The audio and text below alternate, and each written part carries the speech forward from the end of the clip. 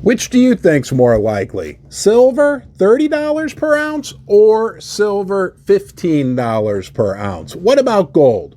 Gold, $2,300, $2,400 per ounce, or gold, $1,600 per ounce? We're at a crossroads right now. Which is the path of least resistance that the metals will take for the rest of the year? We have some fascinating developments in the last few days that we need to talk about, and some other factors that might just lead us to believe we'll see higher metal prices by the end of the year. Let's talk about it right now.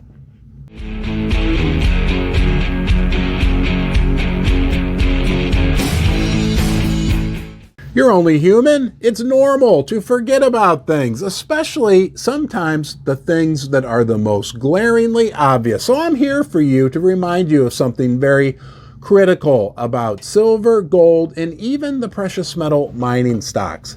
They are undervalued by almost any metric, any measurement, any ratio that you look at. On a historic basis, gold and silver are very cheap right now. So are the mining stocks. We can tend to forget about that, right? So we have a solid base, a solid platform that we've built from which to blast off in the silver price, in the gold price, and including the precious metal mining stock price. We got to remember that, guys. The price of the metals has been managed down for years, right? So as we move forward, as the macro environment starts to change, we're in a good position for growth heading into the future. And let's take a step back and realize how fast things can change. I'm recording this on Tuesday morning, the 14th of March, 2023. Just 1 week ago, we had Fed Chairman Jerome Powell testifying to Congress that he was going to be an uber hawk. Everything was under control. He was going to raise rates to fight inflation. And literally, guys, in the matter of 2 days, the whole world got flipped upside down. These banks that had bank runs, you know the whole story, right?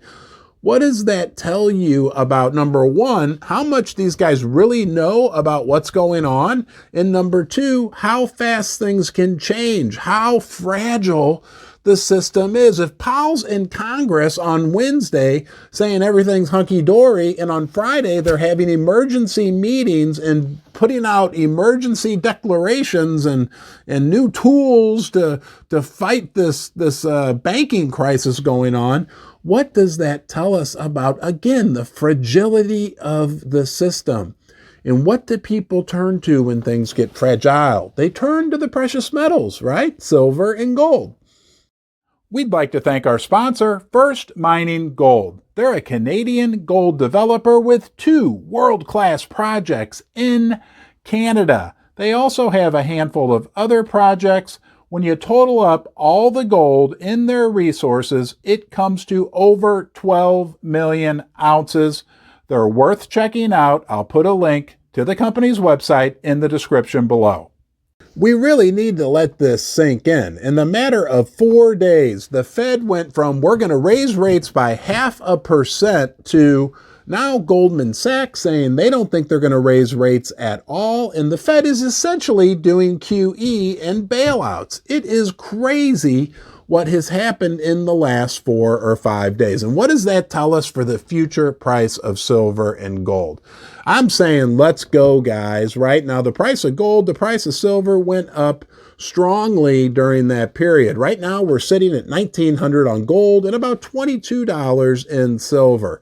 But what we really want to see is a thrust forward in the coming months and quarters to get the price up to that $2,400 range for gold, $28, $30 for silver. And I don't know about you, but I think it's definitely realistic to expect that to happen.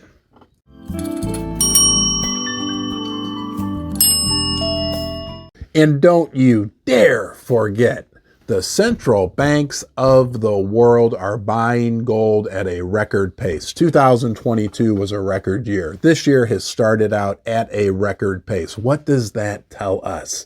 Think about it, right? Central banks are buying more gold now than they bought most years when the world was still on the gold standard.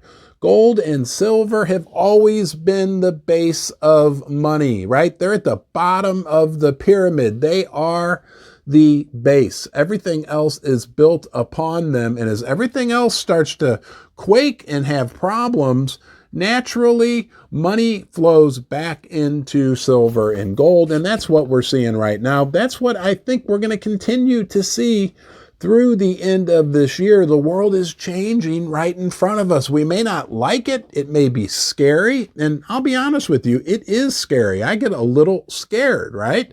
But we have to be realistic with what's going on, protect ourselves, protect our families. That's what we do with the precious metals. Hey, thanks for joining me here in the basement. Stay well, and I'll see you next time.